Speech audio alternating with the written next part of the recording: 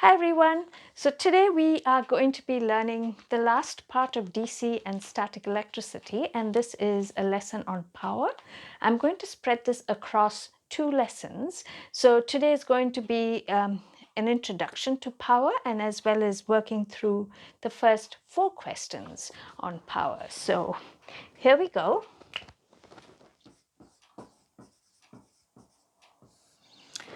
So we've come across this term before, and power, there are many definitions for it. It essentially means the same thing. It is the rate of doing work. It is the rate at which energy is spent, how quickly you use up energy, or how quickly energy is changed from one form to the other. Okay, so I'll just write that. So power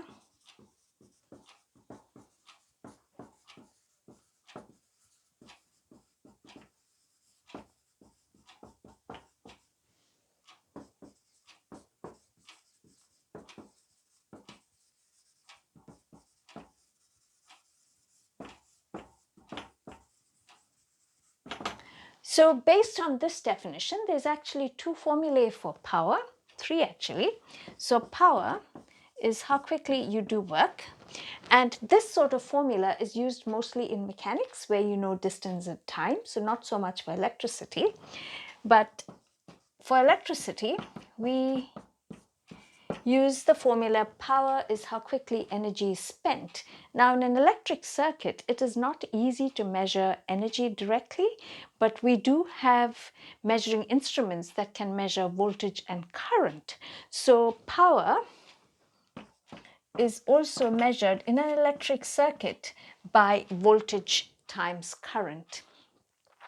Now, sometimes when you're given questions, you might only be given voltage and resistance or current and resistance, and you wonder, now how are we going to find power? There's several ways of doing this. We just incorporate Ohm's law as well into here.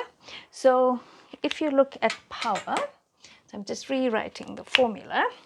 So power is voltage times current, but we know according to Ohm's law, voltage is current times resistance. So in place of voltage, if we put current times resistance, we actually get another formula for power. So in place of V, I put I times R. And then there's one more I over here. So when you put this all together, you get P is equal to I squared R.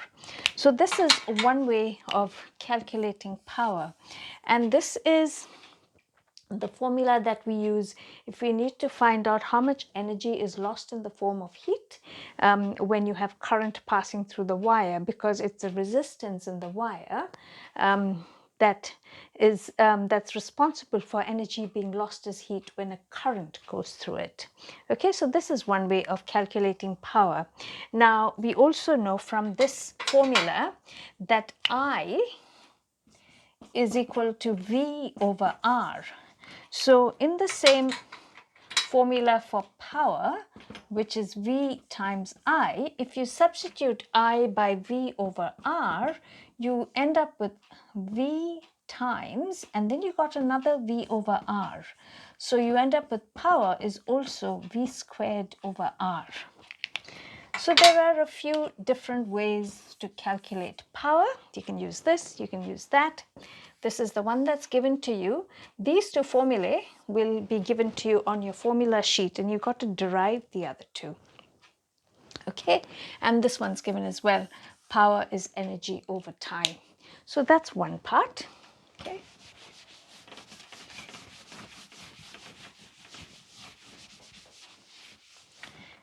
Okay, now because power is energy over time, there are 2 possible units for power.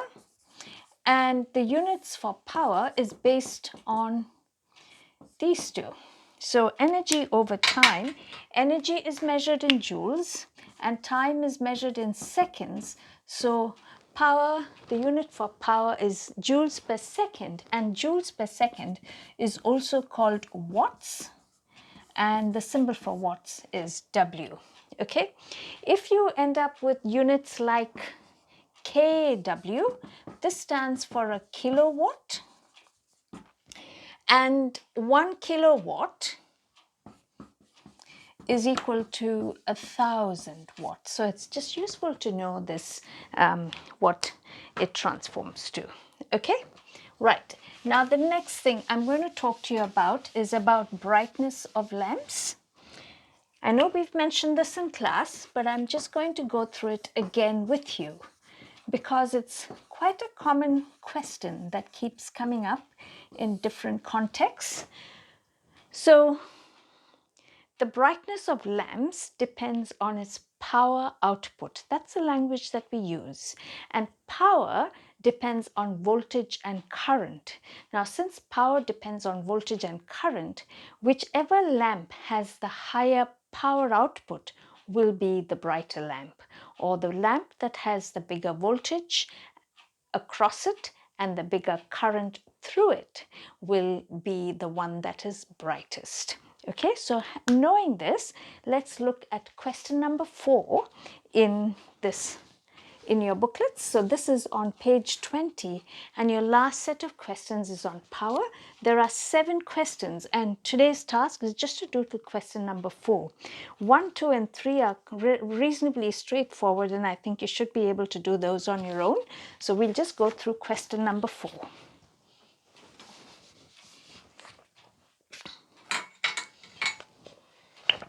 So this is question number 4 and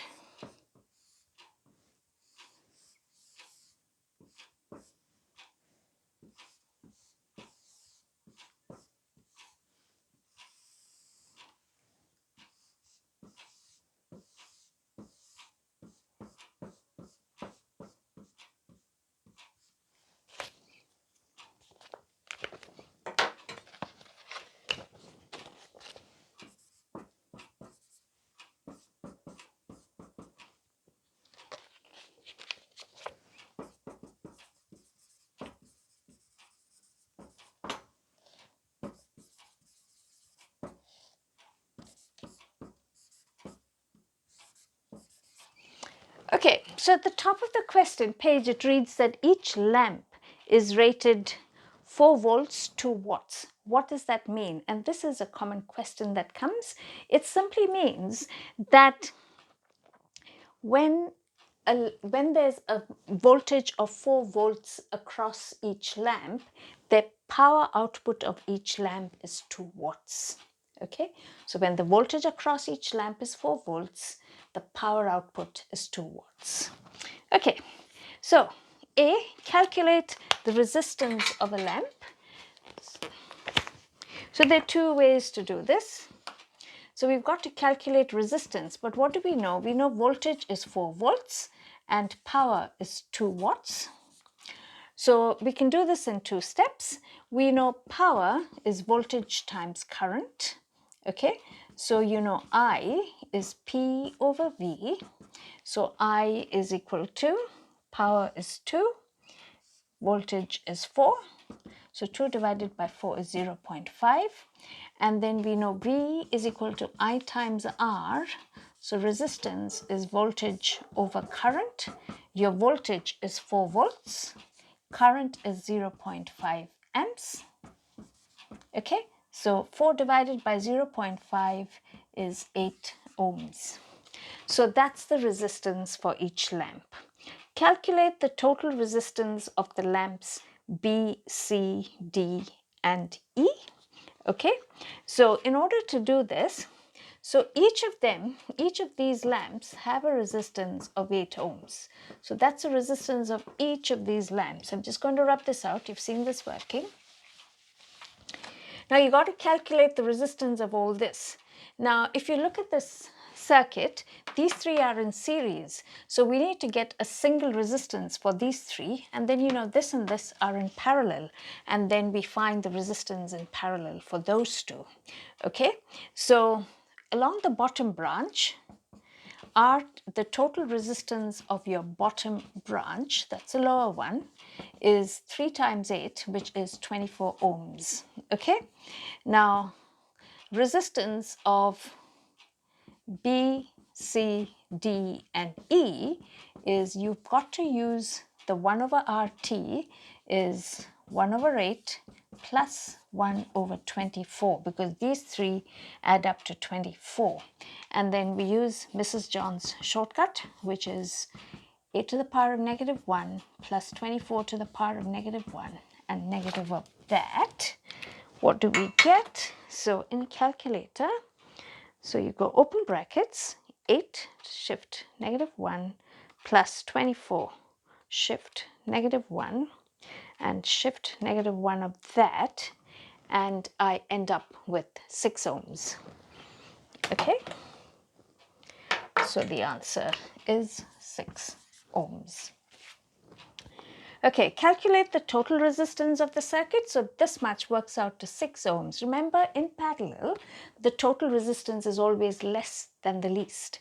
So the least one, they're all the same, they're all 8 ohms. So your total, you know, has to be a number less than 8. So this looks right. So the total, now this is like 2 in series. So you add the 8 plus the 6 and you get 14 ohms. So RT of the circuit is equal to 8 plus 6, 14 ohms. Okay, when the current is switched on, explain which lamp will glow the most. Now, when the current is switched on, lamp A will glow the most because it has the biggest current and also the biggest voltage across it. Okay, because the current through these branches, what happens is going to be less than the current going through here, because that's a junction and the current is going to split. Okay, now which lamp will glow the least? Now current splits in the inverse ratio or inverse proportion of the resistance. Now the resistance across this branch is only 8, but the resistance across the bottom branch is 3 times as much. So the current through the bottom branch will only be 1/3 of the current through that branch. So this branch has got the least current, and so these lamps will be the least brightest, or it'll be the dimmest. So that's the answer to question 4, and I hope that made sense. Bye for now.